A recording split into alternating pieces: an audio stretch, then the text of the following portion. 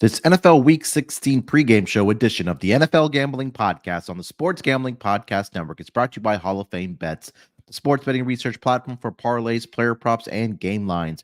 Download the Hall of Fame Bets app or visit hofbets.com and use promo code SGPN to get 50% off your first month and start making smarter bets today. Welcome, everyone, to the NFL Week 16 pregame show, part of the Sports Gambling Podcast Network. It is NFL Week 16, about 3 hours away from kickoff for our pregame show. Here, you guys know how we do it here. We'll go through our player props for every single game on the Sunday card. I will update you on injury news happening all around the league, and if there is any weather implications, we'll talk about that as well. But joining me as usual for these NFL pregame shows, I got my guy here with me. It's Lonte Smith. Lonte, what's going on, brother? How you doing?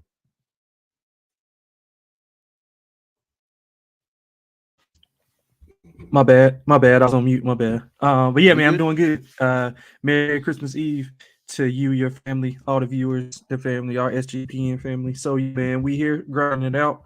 Christmas Eve, trying to get some extra money in the pocket and some rooting interest in some of these games. Yeah, 100%, man. We had 2 games on the schedule yesterday between the Steelers and the Bengals.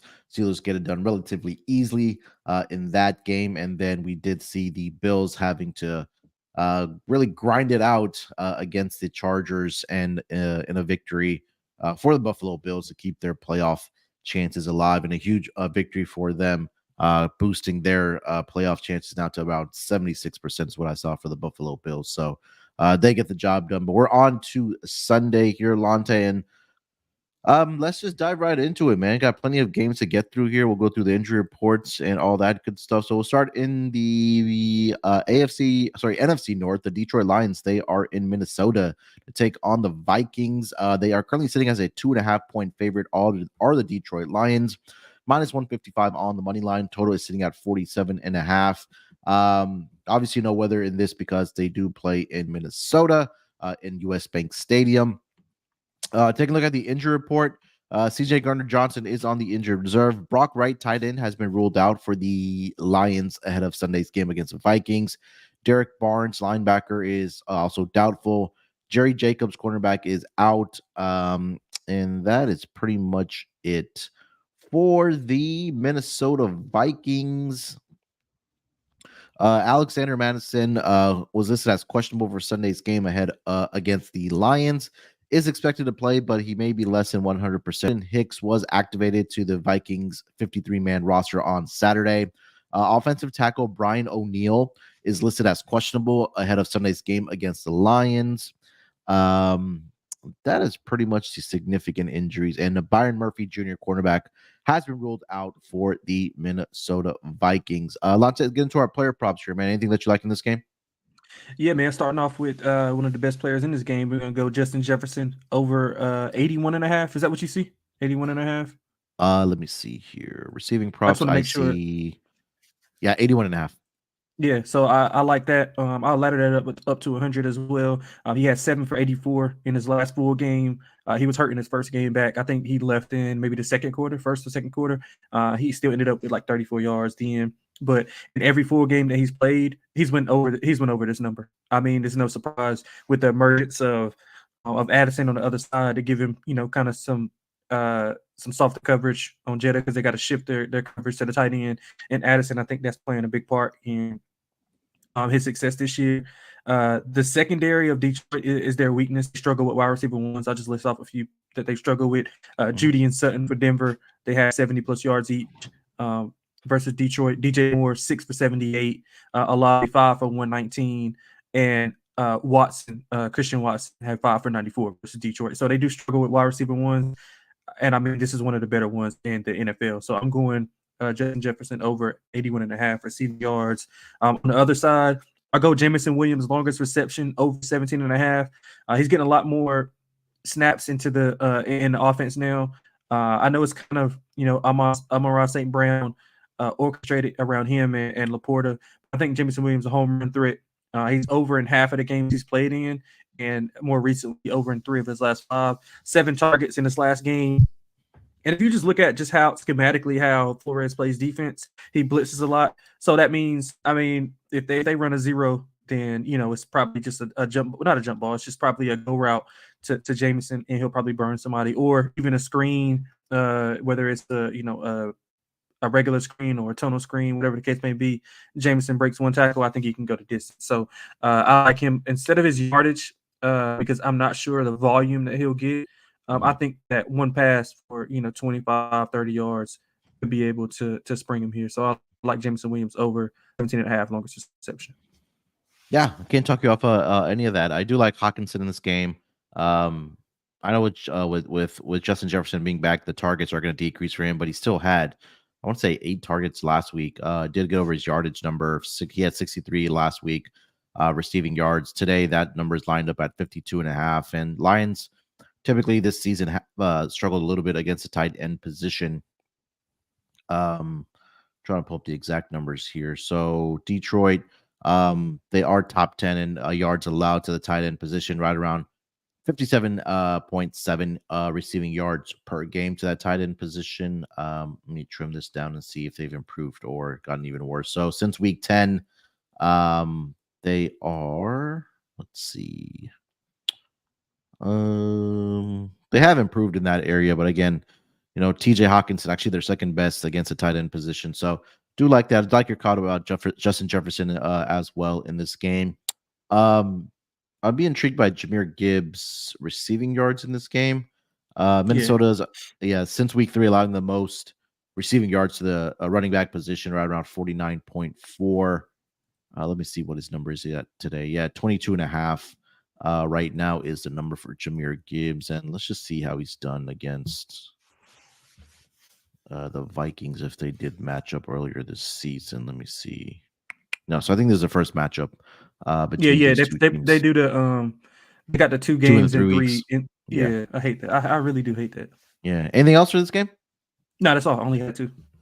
All right, let's get over to the next game for the schedule. We'll go over to Tennessee, where they will welcome in the Seattle Seahawks, coming off of the upset victory against the Philadelphia Eagles. Currently, as it stands, the Seahawks are a 3-point favorite in this game with a total of 42, minus 166 on the money line for the Seattle Seahawks, plus 140 for the Tennessee Titans. Looking at the injury report for both of these teams, start here with the Seahawks. Kenneth Walker III, listed as questionable, is trending towards playing here today. Trey Brown, cornerback, is listed as questionable still. Devin Witherspoon is listed as a non-participant as of Friday, so that's really not good news. Jamal Adams is ruled out. Frank Clark is ruled out, and D. Eskridge is also ruled out for the Seattle Seahawks. For the home team, the Tennessee Titans, we'll see on their injury report, Luke Gifford, linebacker, was placed on IR on Saturday. Jeffrey Simons, defensive tackle, was placed on IR on Saturday as well. Will Levis isn't expected to start on today against the Seahawks. So it might just be Ryan Tannehill getting the start here for the Tennessee Titans. That is pretty much it. Let me take a look if there are any weather implications in this game. There are slight chances of rain showers, but only at around 4% in this game between the Seahawks and the Titans. But Lonte, let's get to the player props in this game, man. What do you like? Yeah, man, I'm going both running backs here with 2 different props. So 4 props total. If you want to parlay them together, I think that's fine too because I think they're correlated. I'm going Kenneth Walker over 15.5 rushing attempts and over 63.5 rushing yards. He's getting healthier. Touches increased from 8 to 19 in the 2 games back after missing about a month.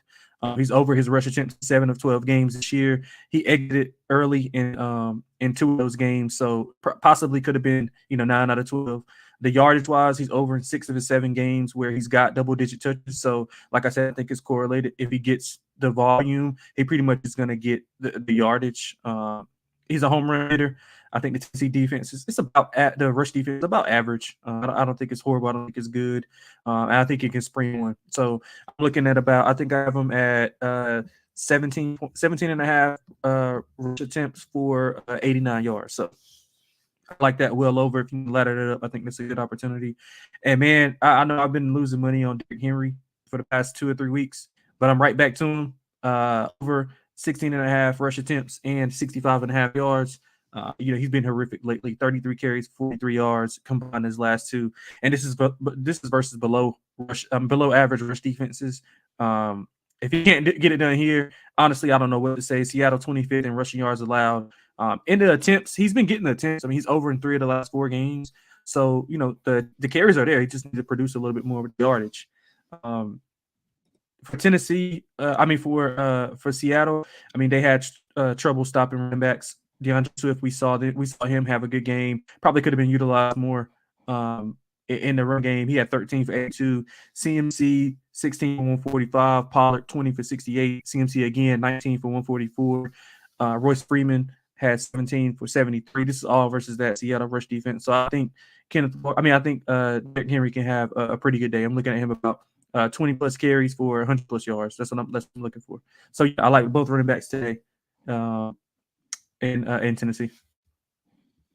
I was looking at Tajay Spears just because what you mentioned that Derrick Henry's been struggling. I mean, I know historically that last week we saw Derrick Henry absolutely struggle against the Texans' rush defense, but that rush defense has been one of the more improved ones, if not the best, from year to year for the Texans. And for them to hold him to 9 yards on 16 rush attempts, I think that's really impressive for the Texans. So I think either Tajay Spears receiving yards, or if you want to go rushing and receiving this game, I don't hate that.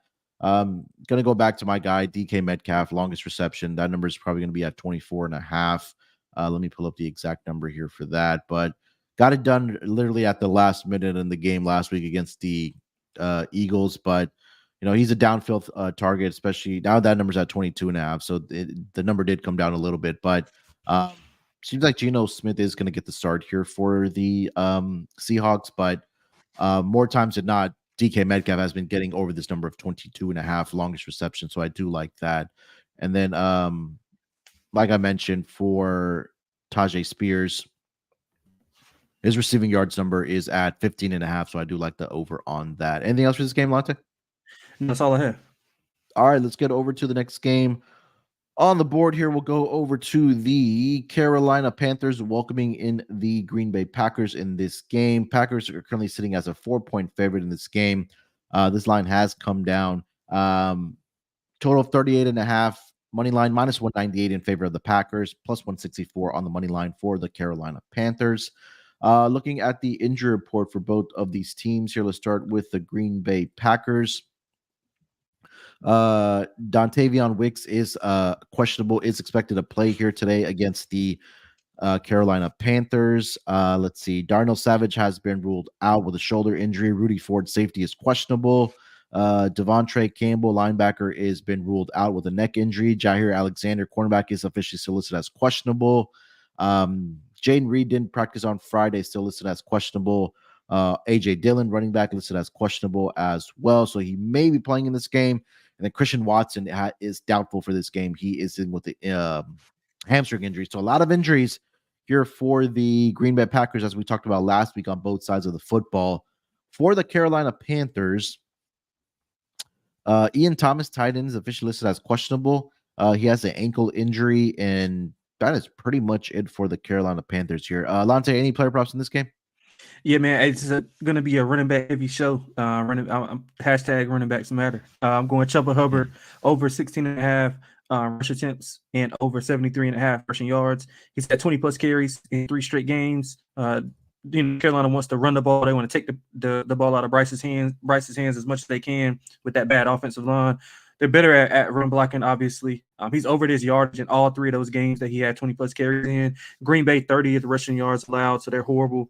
Rachaad White had 21 for 88. Barkley 20 for 86.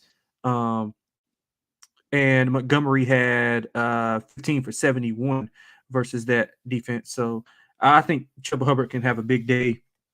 Carolina's going to run the ball. They're going to run the ball a lot here, especially with the weakness being on that Green Bay front 7. I'm also going with Jonathan Mingo over 33.5 receiving yards. Green Bay also struggles defending the slot. If you watched that game against Tampa Bay last week, you would have saw Chris Godwin just going bananas every third down. Anything that was short, he was taking screens and quick outs to 16, 17 yards. He had 10 for 155.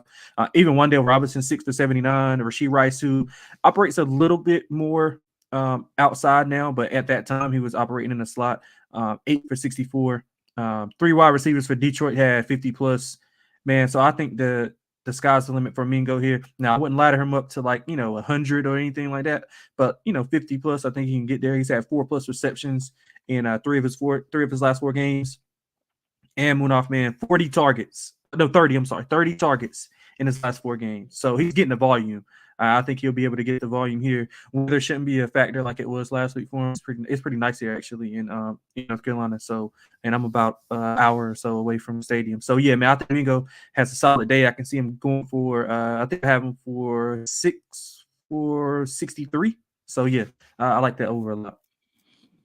Yeah, we talked about Jonathan Mingo when they played the Tampa Bay Buccaneers a few weeks back, and he had a great game. His yardage in that game, I believe, was like 26 and a half, and then he ended up with, I think, like 60 plus in that game. I think Yes, 69 to sir. be exact.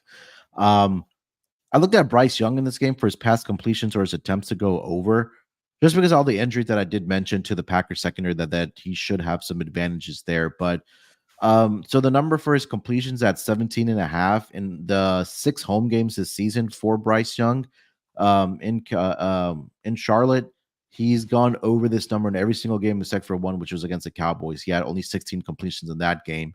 And then his attempts is either at 27 and a half or 28 and a half. And he's gone over this projection every single game except for the last week against the Atlanta Falcons. So I think that with the injuries that they do have in the secondary for the Packers, I think that we may see him throw the football a little bit more. And you also take a look at what quarterbacks have done over the past several weeks against the Green Bay Packers defense. Jared Goff, 29 of 44. Patrick Mahomes, 21 of 33. Tommy DeVito only was 17 of 21 in that game. But last week, even Baker Mayfield, 22 of 28. So, and we're not even really asking Bryce Young to do what those quarterbacks did. Just do what you've been doing at home. And I think this, if not both, if not one of these, will get definitely over the number of 17 and a half completions or 28 and a half attempts in this game. And like you mentioned, weather's not really going to be a factor in this game. Only seeing 4% chance of rain, if that. So should be a nice day out there in Charlotte for this game between the Panthers and the Packers. Anything else for this game, Lonte? That's all I have.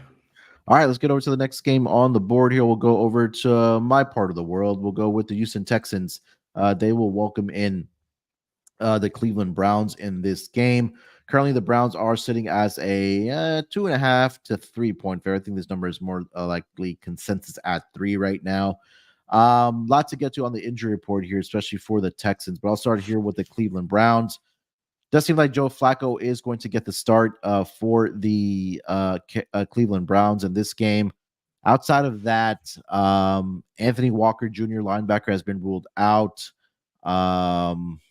Those not really any significant injuries for the Cleveland Browns, so they are pretty much healthy. For the Texans, CJ Stroud is going to be out for this game. They already ruled him out earlier in the week. He was still dealing with severe concussion symptoms, so they went ahead and ruled him out. Nico Collins is expected to suit up. How effective he's going to be, we're not sure, but he's dealing with a calf injury, but he is going to play in this game. Will Anderson has been ruled out as well. He's dealing with an ankle injury. Blake Cashman, linebacker, is also ruled out for this game as well. Denzel Perriman, linebacker, is questionable with an Achilles injury.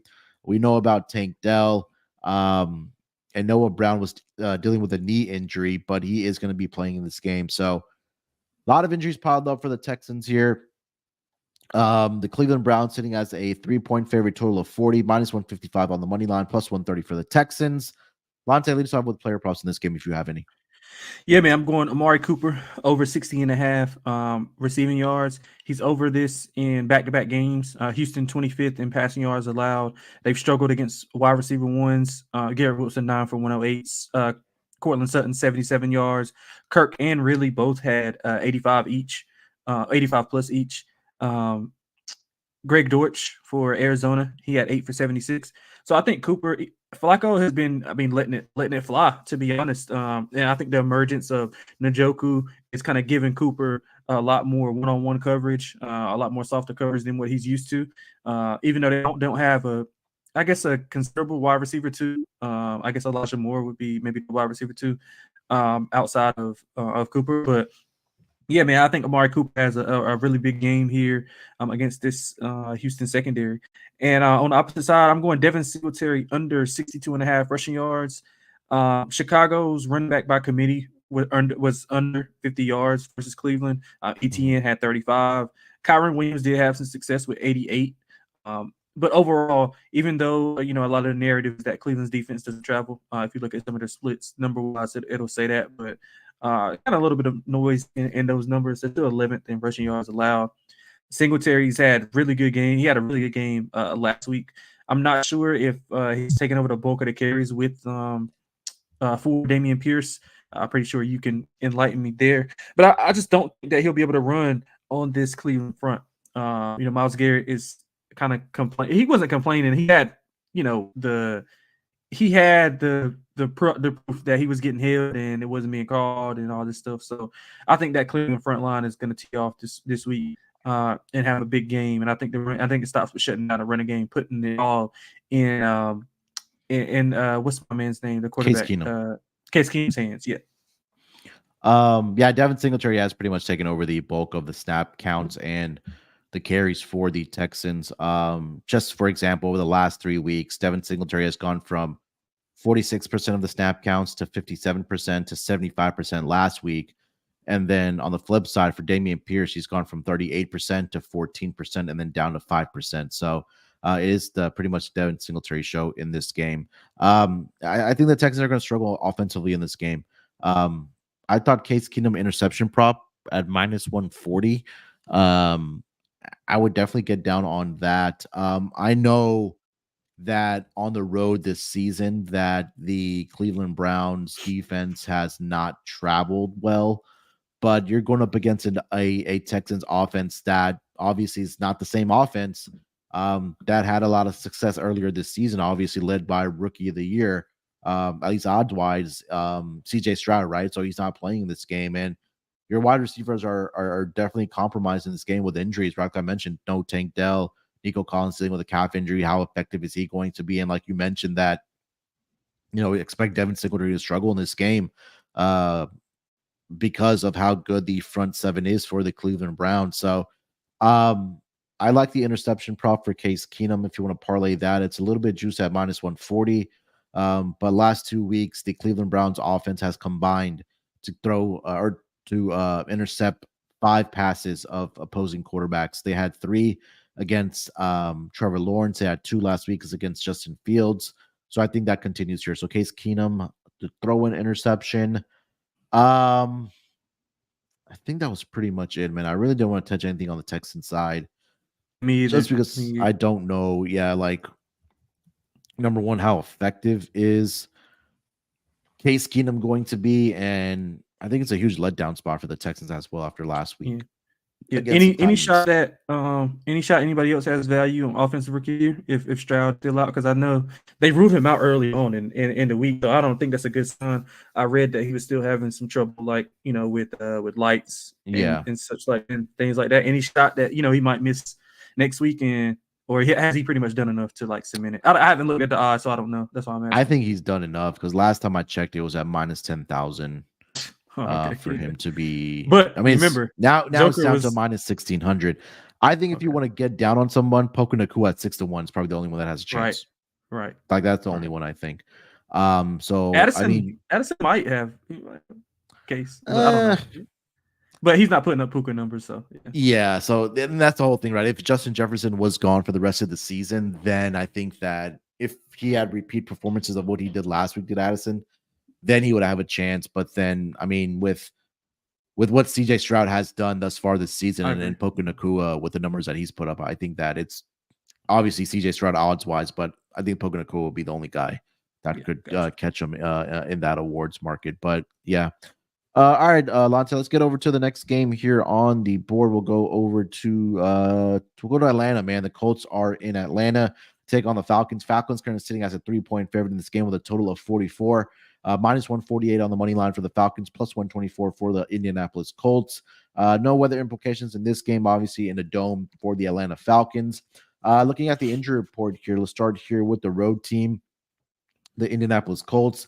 We saw earlier news this week that Michael Pittman Jr. was trending towards playing, but he got officially ruled out with I think he's still in concussion protocol. He didn't pass concussion protocol, so no Michael Pittman Jr. for the Indianapolis Colts. Also, Zach Moss, running back, has been ruled out for this game. He's dealing with a forearm injury. I think Jonathan Taylor is expected to play in this game, so he is going to play. Jack Anderson, center, has been ruled out with an illness, and Brandon Smith, offensive tackle for the Colts, has also been ruled out in this game for the Colts. For the Atlanta Falcons, Bud Dupree, linebacker, is considered questionable with a back injury. Caleb McGarry, offensive tackle, knee is questionable. Keith Smith, fullback, was placed on the IR on Saturday due to an ankle injury. And David Onyemata, defensive tackle, is considered questionable with an ankle injury as well. Lonte, player props in this game, anything you're looking at? Yeah, man, I got a couple. I'm going to start off with Taylor Heineke over 14.5 rushing yards. He's over in 2 of the 3 games that he started, finished with 14 in the game he didn't go over. He's averaging around 3 rushes per in his start, so I think he can kind of scramble, even though the Indianapolis front is not as aggressive as the fronts that he's played whenever he started. I think he can still scramble out and get, 15, 16 yards. So I like him over 14.5. Kind of small. It's not my favorite play, but I think it has a little bit of value there. You're gonna go Bijan over 84.5 rushing receiving yards. Indy 26th in rushing yards allowed.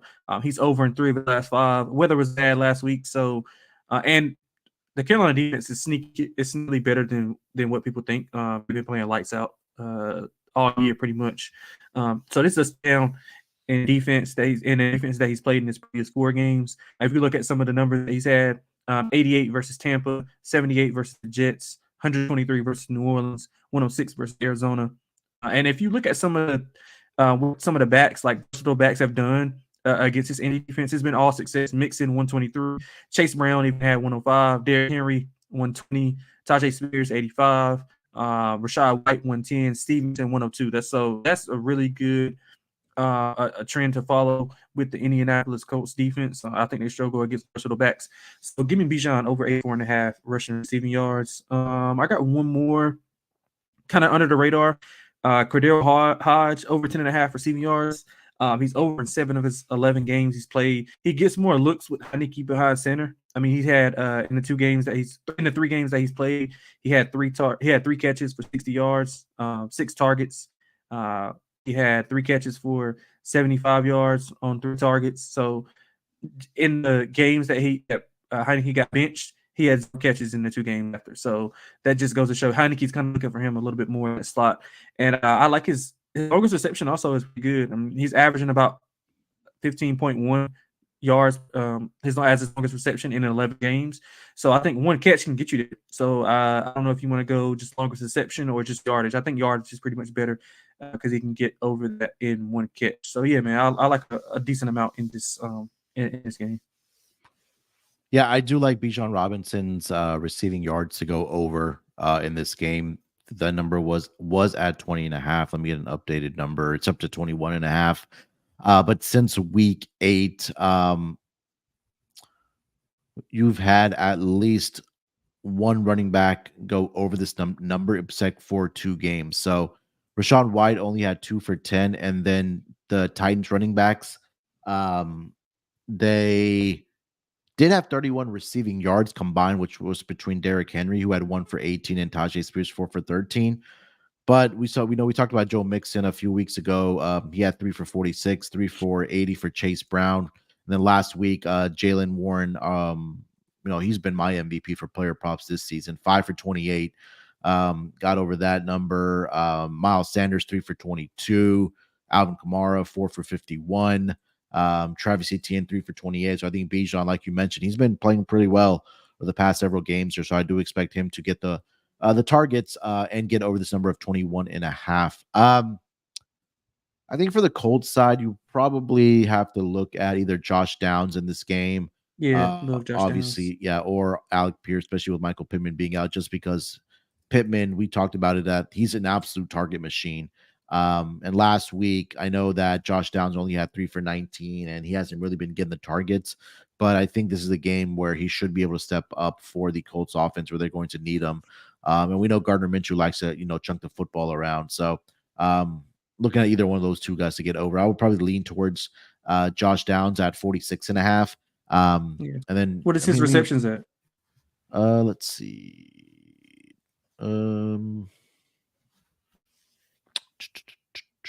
Where'd it go? 4.5. Josh Downs. Yeah, I see 4.5. Alec Pierce 2.5 minus 180. So yeah, it seems like either the books are expecting Josh Downs to be that guy to step up. I am too.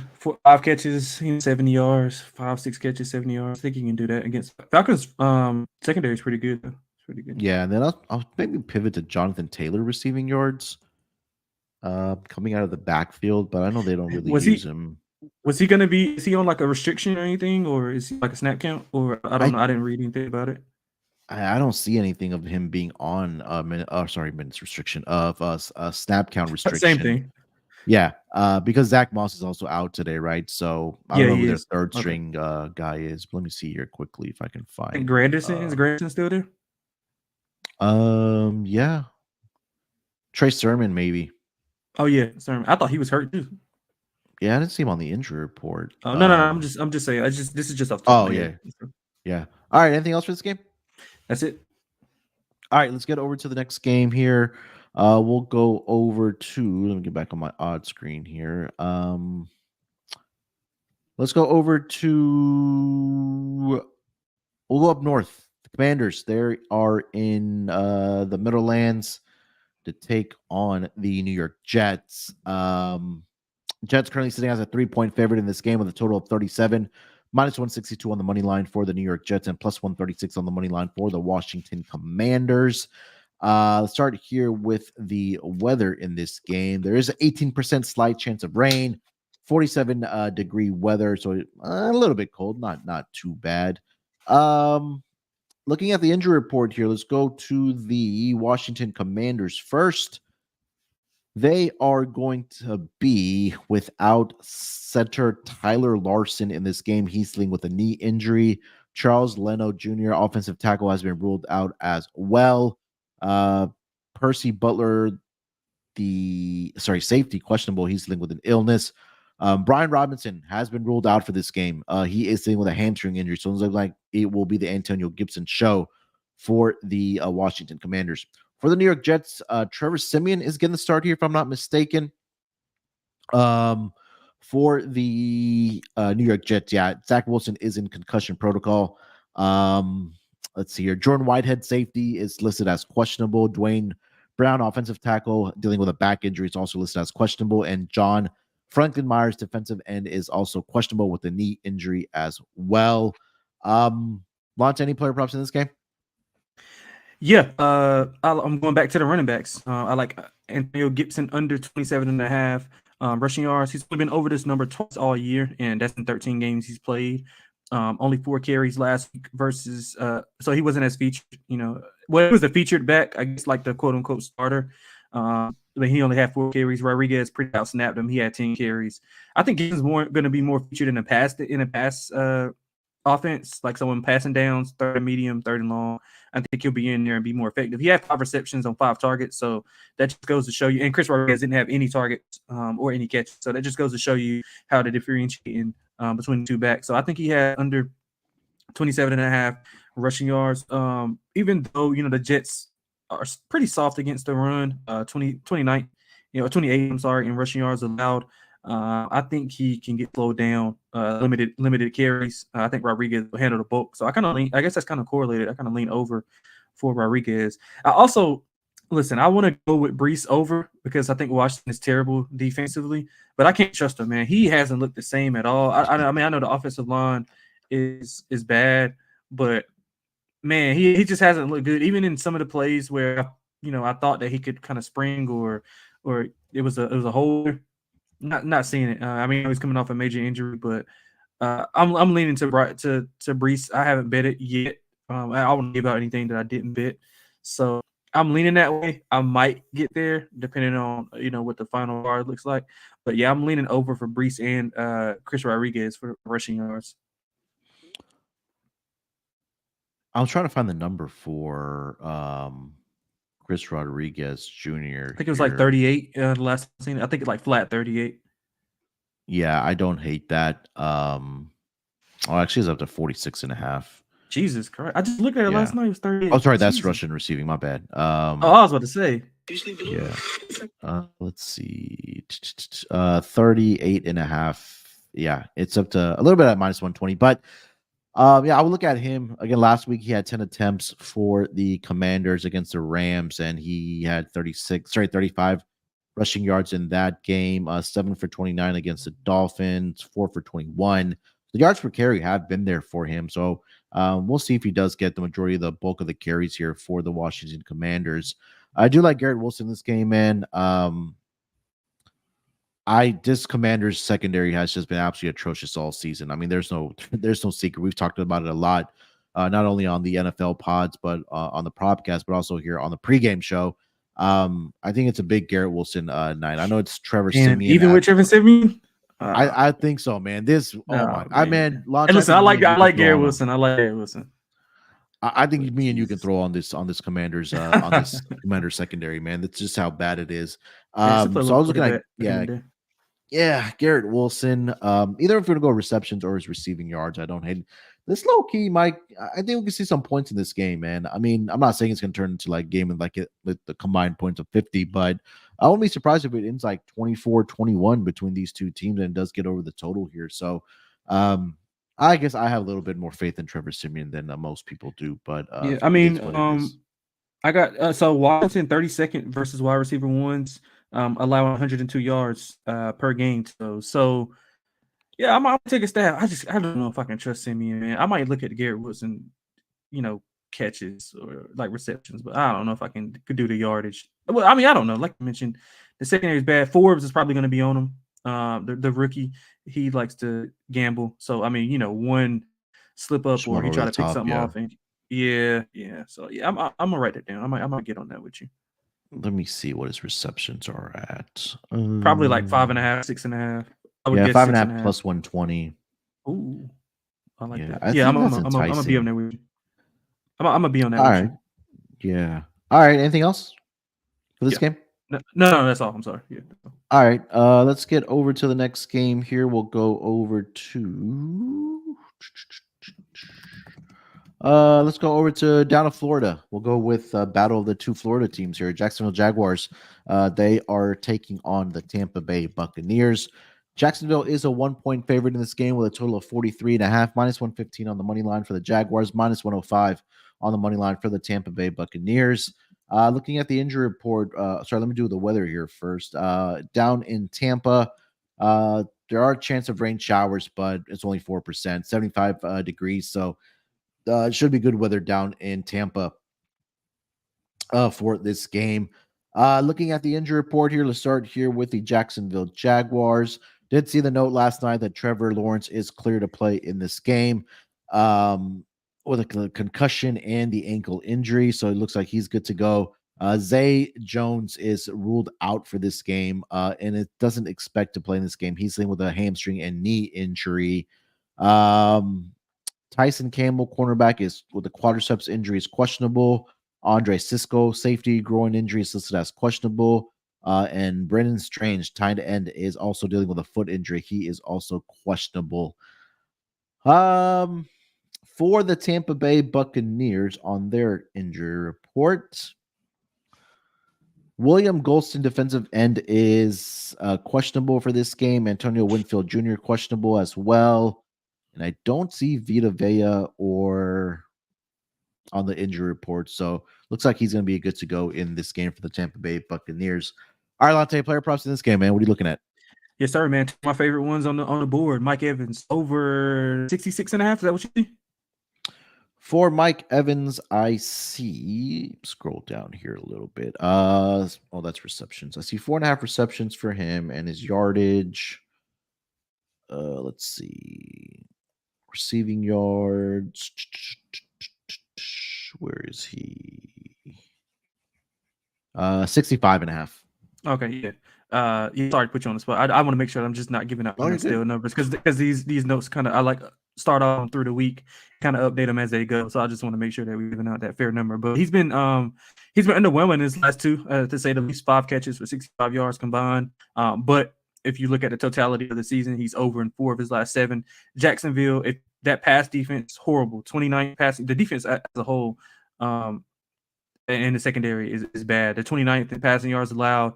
If you look at some of the receivers they played against, wide receiver ones, Cooper, 7 for 77, Chase, 11 for 149, your boy Nico Collins, 7 for 104, versus Jacksonville. That's three of the last 4 games. I didn't even have to go back further in the season to get the real data that would have probably skewed it even more. So I like Evans to have a big day, man. I'll ladder him up 100 plus. If you are into, or if you have access to some of these books that do Sunday leader only, I think Mike Evans is a good candidate to lead the slate in receiving yards. I think he's a good candidate for that. Also, sprinkling to score a touchdown. I've seen him with a plus number beside him, 6 touchdowns in his last 6 games, despite having troubles in his last 2 games. I think he can absolutely field day on this Jacksonville defense. And on the other side, I think somebody else that can have a field day. Trevor Lawrence, big bounce back spot after that bad performance. It's hard to say one player lost the game or can lose a football game, but I think Trevor Lawrence had a big say in the loss to Baltimore on Sunday Night Football. So I'm going for him to bounce back. I know he's out of the concussion protocol, 253.5 passing yards. He's over in 5 straight games. Tampa Bay defensively in the secondary, 31st in passing yards allowed. You mentioned it at the top. They're missing some of their key guys in that back end, so they'll be relying on backups. Some of the quarterbacks and their success against them. Jordan Love, 284. Man, Desmond Ridder threw for 347 on the defense. 347. Purdy threw for 333. Levis Rice they did in between those in that 6-game span. Of course, but they're not, like they're not quarterbacks who are gonna pass for X amount of yards. I think they ended up with like 200 each, and I think that was Lewis's first start. Minshew had 251, so that's the last 6 games that they had. Yeah, man, I think Trevor Lawrence has a field day, 285 plus. If you want to ladder him up to 300 plus, I think he has a big game. I think this will be a shootout, man. I think we see like 37, 34, 34, 30 type of game. Yeah, I've been fading this Buccaneers secondary every single week because they were just absolutely giving up 100 plus receiving yards to the opposition. I think this is probably the Calvin Ridley game. His number is at 61.5 at minus 140, but like I mentioned, no Zay Jones, no Christian Kirk. The rapport between Ridley and Lawrence, I think that it's going to be on a full display here that they've built over the course of the season, right? And you take a look at what Calvin Ridley has done throughout the season. He's at 60 receptions, 781 yards, so trending towards 1,000-yard season. The last 2 weeks, it's what's really sticking out to me. The targets, 13 targets against the Browns and 12 targets against the Baltimore Ravens. Now, the only problem is that they only translate to about 5 receptions, 4 receptions. But I think that, like you mentioned, that this could low-key be a game where it does turn into a little bit of a shootout, and we do see points being put up in this game. So, and again, that Calvin Ridley is familiar with the Tampa Bay Buccaneers, prior to that 1-year suspension he had. I didn't even think about that. Yeah, against the Tampa Bay Buccaneers. So, and again, if you go back to his times with Atlanta with Matt Ryan, I'm just going to read off the targets over his last 4 head-to-head matchups against the Tampa Bay Buccaneers: 14, 14, 12, and 10. So if you want to take a look at taking these receptions to go over in this game or his yardage, if you want to ladder that up to 100, I couldn't fault you for it because, like I mentioned, they have been giving it up the Tampa Bay Buccaneers secondary to that wide receiver position on multiple occasions. I'm just trying to find what Calvin Ridley's alt numbers are. So 70 plus is at plus 120, 80 plus 175, 90 plus 260, 100 plus is at plus 370. So a little small ladder there if you want to alt the receiving yards up for Calvin Ridley in this game. You have anything else for this game here, Lonte? Do I? Let me make sure. No, I don't. I don't. I gotta stick with my guy, Rashad White, receiving yards. We know Jacksonville's rush defense is one of the better ones. I think they're top five season long as far as rushing yards allowed and yards per carry.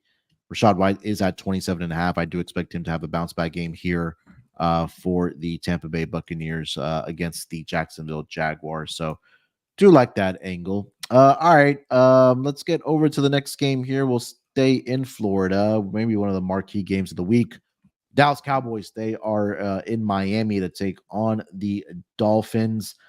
Dolphins in this game are sitting as a 2-point favorite currently with a total of 48.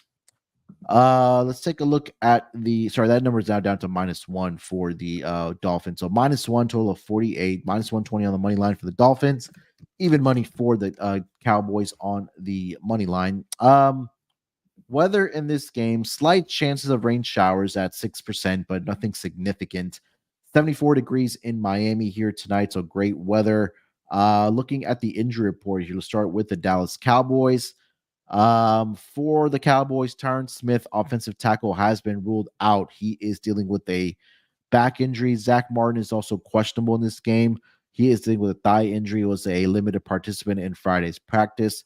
Malik Hooker, safety, ankle is listed as questionable. And Jonathan Hankins, defensive tackle, has been ruled out for the Dallas Cowboys. For the Miami Dolphins, Tyreek Hill listed as questionable, is trending towards playing. The last note I did see that they're going to see how he feels when he does warm up for the game, but it seems like he is trending towards playing. Austin Jackson, Emmanuel Agba, Elijah Campbell, Xavier Howard, Javon Holland are all questionable here with respective injuries. And that is pretty much it. Lonte, player props in this game, man. What are you looking at? And I'm gonna be honest, I got nothing. I think it's too much uncertainty. I don't know. I don't know if you've seen the offensive lineman for Miami all hit the injury report earlier in the week. I'm guessing that Cheetah does. I seen this get up to 2.5. Did you see that? It got up to Yeah, two I and a did half. see it. I think it was like this morning I saw it or last night, Yeah, but then it yeah. came back down I to was minus looking at. one. Yeah, no, so I didn't know what was going on. I was assuming that that move was for Tyreek Hill and some of those offensive linemen getting hurt because I know it's. I mean, Tyreek Hill is worth. He's probably one of the non-quarterbacks that's worth probably a point, 75% of a point or a point. But I'm not sure he's worth 1.5. Not against Dallas coming off of that embarrassing loss. But yeah, man, I'm gonna be honest. I got nothing. I don't know what to expect here. This is pretty much kind of like the fraud bowl. I heard somebody say that. But yeah, I got nothing. I got nothing, man. To be honest, I kind of crossed it out as far as player prop and betting because I just didn't know what to expect. I mean, maybe you can put me on something. I would guess that if Cheetah does play, I'll probably try to take his alts because Dallas plays a lot of heavy man to man, and I mean, just not splitting Adam here. You don't play man to man against Tyreek Hill. Whether he's injured or not, I don't care if he's 50%. Probably better than 95% of the receivers at 50%. So, yeah, I'll probably be looking at Cheetah all overs once he gets officially ruled in. Outside of that, man, I really don't have anything. Maybe you can steer me in that direction for something. I thought that would, I mean, just looking at these offenses that you would maybe see points being put up, but I don't know, man. I mean, this total has come down. It was at 50 earlier, but maybe again, that's with the news of offensive line issues and if Tyreek Hill is going to play in this game or not. Yeah. We'll see. But I mean, if you want to have some fun, maybe just like ladder, put it like a Yeah. same game parlay of Lamb 100 plus receiving yards and Jalen Waddle 100 plus receiving yards or Tyreek Hill. I mean, I'm not sure what you're going to get on the Seriously. odds for that, Yeah. but Seriously. I think that either this is going to be an ugly game where it's like 24-21, or it'll turn into a shootout where it turns like 37-34. I can see that. I mean, I can see Yes. both defenses. Like, if you look at the metrics for the Dolphins, whenever they've got Jalen Ramsey back, I mean, off the charts, Yeah. good. And I don't know how effective Dak will be able to be as that secondary. Pollard hasn't been good this year. I know all the Dallas fans were like lobbying for him to take Zeke's spot. He hasn't been good at all. So I'm not sure how well they run the ball. If Dak just drops back and pass, Dallas defense probably looking to rebound after getting humiliated. You know, Brady was running like 3 plays. It's like a Madden: run left, run right, and run straight up the middle. Like, so I'm pretty sure they'll be fired up. Try to play with their hair on fire. But it's too much uncertainty, man. I just thought, honestly, I know it's a big game. This is the first game I crossed off the list. It's like not bet, not to do anything with. But I think the best, if you are going to do anything, I think just go alternate if you have an opinion on the game. Yeah, I agree, man. Again, with all the injury concerns, I just couldn't get there. Maybe we'll get more clarity as we get closer to game time because this is the afternoon game. But outside of that, I'm just not sure what to expect in this game. Lonte, 2 more games here. Let's go to the Cardinals and the Bears. Bears currently sitting as a 4-point favorite in this game. The total of 42, minus 198 on the money line for the Bears, plus 164 for the Arizona Cardinals. Looking at the injury report here for both of these teams here, let's start with the road team here, the Arizona Cardinals. Let me pull up their injury report. So for the for the Cardinals on the injury report, I am seeing Antonio Hamilton Sr., cornerback, is questionable with a calf injury. Greg Dortch is dealing with a shoulder issue. He's also questionable. Garrett Williams, cornerback, has been ruled out, and Marquise Hollywood Brown has been ruled out as well. For the Chicago Bears,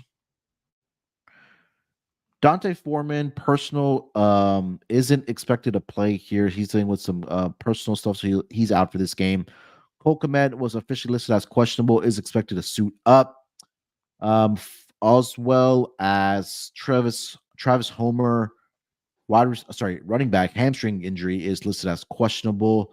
And that is pretty much it. Noah Sewell, linebacker, has also been ruled out for the Chicago Bears. Lonte, anything else you like, or anything you like in this game? I think, well, so I'm kind of confused here. So who do you think is going to be the featured back here for Chicago? Because I seen Roschon Johnson kind of popped up on the injury report because he was, I guess, personal matters. So I'm not sure if he's going to play or what the case may be with him. So Foreman is the one that's not expected to play here. He's okay, the one my bad. that's So dealing. my bad. Yeah, no, my you're bad. good. So it's either Roschon Johnson or Khalil Herbert. Okay. I guess so. I'll say this: last week, week 15, Roschon Johnson got 49% of the snap counts, 26% for Dante Foreman, and then 23% for Khalil Herbert. So I think that probably Roschon Johnson gets the bump up in this game. Okay, so what I'll do is I'll split a unit. I'll split a half unit, and I'll play it on both because I think this Arizona rush defense is absolutely horrible. 31st in rushing yards allowed. If you look at some of the success that running backs have had, if you in 2 running backs in the same game, Najee and Jalen had 55 plus. Terry 112, Bijan 95.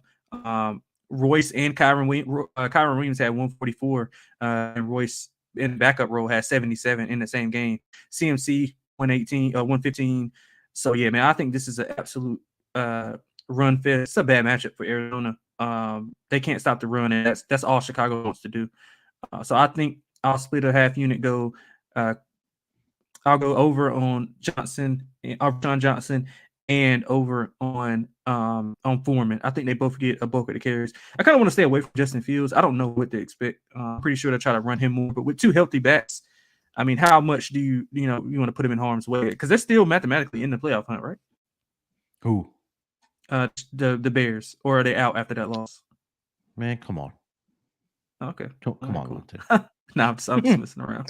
The way Bears fans have been talking, man, you think that they got a shot for the playoffs. Bears fans talk like they have a shot for the number 1 seed. Yeah, I like Trey McBride also over 16.5 receiving yards. No Hollywood Brown here. Even with Hollywood Brown, McBride's been the number 1 option. He's over in 3 of his last 5. Had 60 in one of those games that he's missed, in one of the 2 games that he's missed. So he's been right there. 38 receptions, went off 38 receptions in his last 5 games alone. If you look at some of the splits that he's had since Kyler came back, off the charts. Chicago really good against the run, 26 versus the pass. So look at the success that Njoku had last week, 10 for 103. He was running wide open against that secondary. So um, I like Arizona. I like McBride for Arizona over 60.5 receiving yards.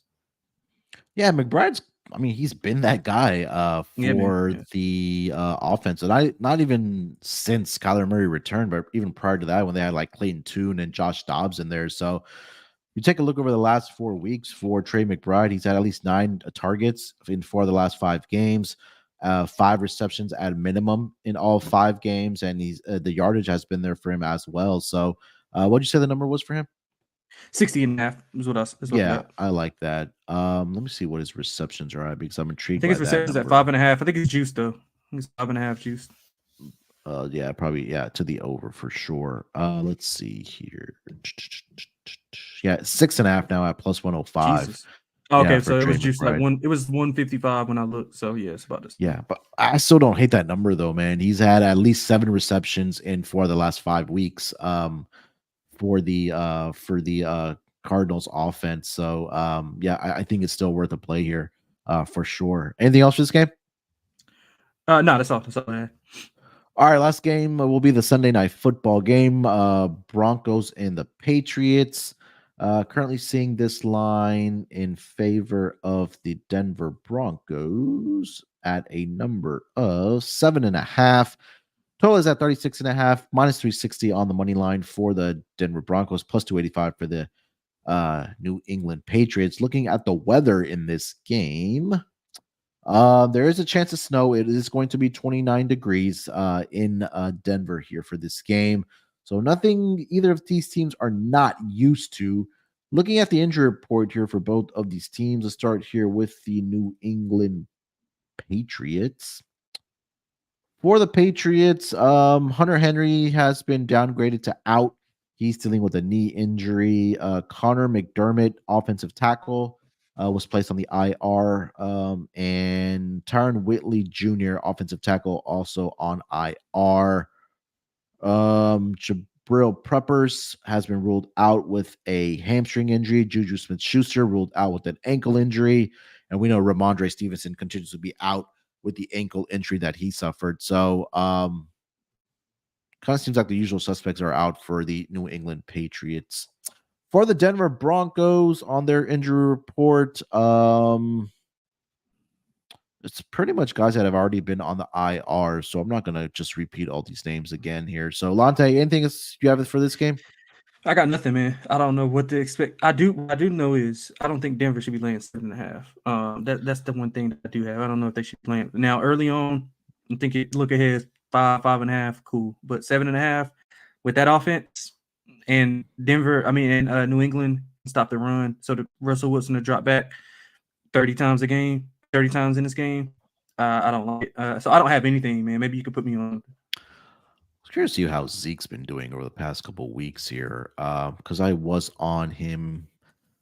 Was it the first game after Ramondre left on his receiving yards? Because he looked like the Zeke of When they play old. Pittsburgh, right, on that Thursday night, on that night Yeah, game. yeah, yeah, yeah, yeah. Yeah, I 22 think of he had like 68. 125. Yeah. Yeah. I think I'm intrigued by Zeke receiving yards, if anything.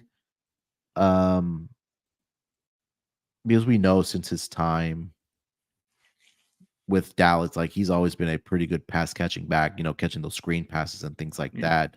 Um, his receiving yards number is at 30.5, so the book kind of caught up to it. But last couple of weeks, your receiving yards, he's at 34, 6, 40, 72, and then 21 last week. Maybe receptions is worth a look for him as well because he's getting the targets as far as catching the ball out of the backfield here. Let me see. Did you say Douglas was Zeke. out, or is he on the injury report? For who? For New England, Demario Douglas, I think that's his name. Let me see. I didn't see his name. Yeah, I kind of like him. I might look at a prop for him. No, I don't see anything. But other than that, Okay, yeah, nothing for this game. All right, so that is the last game of the Sunday card here. Lonte, let's put together our PrizePicks entry for this game. Again, PrizePicks.com. Or actually, let's do our touchdown parlay. My bad. And then we'll do our PrizePicks entry before we get out of here. So Let's see. We got to win one of these before the end of the season, man. We got to win the money back. Yeah, man. We've been getting pretty close, man. We've been getting pretty Yeah, close. man. Yeah. All right. Where do you want to start? Let's start with Mike Evans. Love Mike Evans today. All right, Mike Evans is at plus 105. We'll go with Mike Evans. Is Derrick Henry a plus? Is he plus money by any chance? Derrick Henry is minus 130. Yeah, okay. I thought we were gonna get a bar because he hadn't been playing good. Do you like What about just who did I mention that I like this week? What about Chuba Hubbard? You like Chuba Hubbard to get into the end zone? Yeah, I don't hate that. Where is he at? Score. Chuba Hubbard. See, for that Panthers game, I would look at a wide receiver, either Thielen or Mingo. Yeah, okay. Yeah, I'm with you. Whichever one you want to add is fine to me. It's fine with me. Yeah, let's do Mingo because I think his odds are a little longer. Yeah, 5-1. Hell yeah, we're throwing that in there. All right. Yeah. Okay, great. 22-1 for first touchdown. I mean, sprinkle on that for sure. All right, so we got Mike Evans, Jonathan Mingo. Where else do we want to go? Let's gotta put a tight end in there. What do you think about McBride? What are his odds? I'm pretty sure it's minus number. Plus 195. Ooh, I like that. Yeah, I like that. All right, and then let's get one more. Justin Fields is at plus 145, but I don't think that. I don't like Bijan odds. Bijan was minus 130. That's the first one I looked at. Minus 140. Let's see. I know you're probably not gonna like this. What about Kyle Pitts? Kyle Pitts is plus 320. With Heineke, you got 11 targets, 6 catches for 86 yards, and then Jonnu Smith has that 100-yard game. So maybe he's looking for him a little bit more. But nah, I'll throw him in there. No. I'll cross him off. Put shit. Let's throw. I'm trying to find a mid to long shot. Dalton Schultz plus 310. Which one of the David Njoku plus 175? What about the Chicago running backs? Which one has the longer odds? I'm pretty sure it'll be Foreman. So Foreman's not playing tonight. Not Foreman. Roshan. Roshan. The Bears game. I keep getting them mixed up. Roshan's plus 165. Jesus. What is Herbert? 2-1. I don't like those odds. Yeah, me either. I think that's kind of short. I mean, they're probably thinking the same thing we're thinking. Yeah, let's see here. But who were you about to say to throw in there? What about Breece? Is Breece up there? Breece Hall. I was gonna say Garrett Wilson. He's at plus 170. Yeah, that's fine. Breece Hall's even money. Yeah. I like Garrett Wilson better. It's you said Jets rush defense was bad, right? Jets rush defense is bad. Yep, 28th overall. So Antonio Gibson's 2-1, and then Chris Rodriguez Jr. plus 235. Yeah, I'd rather go with Rodriguez. All right, let's throw him in there. All right, so we'll go Mike Evans, Jonathan Mingo, Trey McBride, and Chris Rodriguez Jr. That'll get you 120-1 for our touchdown parlay for this week. So again, Chris Rodriguez Jr. of the Commanders, Trey McBride of the Cardinals, Jonathan Mingo of the Panthers, and then Mike Evans for the Buccaneers. Anytime touchdown parlay, 120-1. Hopefully we can get one across the board before the season ends. All right, let's put together our PrizePicks entry before we wrap up the episode here. Again, go to PrizePicks.com. Make sure you use that promo code SGPN. You'll get a first deposit match up to $100 for courtesy of PrizePicks. So I have some extra cash in there to put together some of these entries on PrizePicks. All right, Lonte, where do we want to start here? I think we got a pretty easy one this week because we liked a bunch of the same ones. We like Mingo over the receiving yards. Mm-hmm. I know that or more. I think that's one that we both like. Mingo, yeah, 31.5. We'll go more on that. Yeah, I think we both like Mike Evans more on him. Evans is at 60. Where's Mike Evans?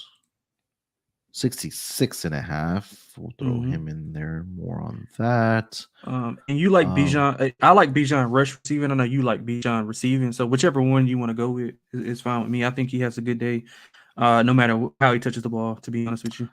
let me see what the numbers are here for him. Bijan, what was the number that you gave out? 86.5?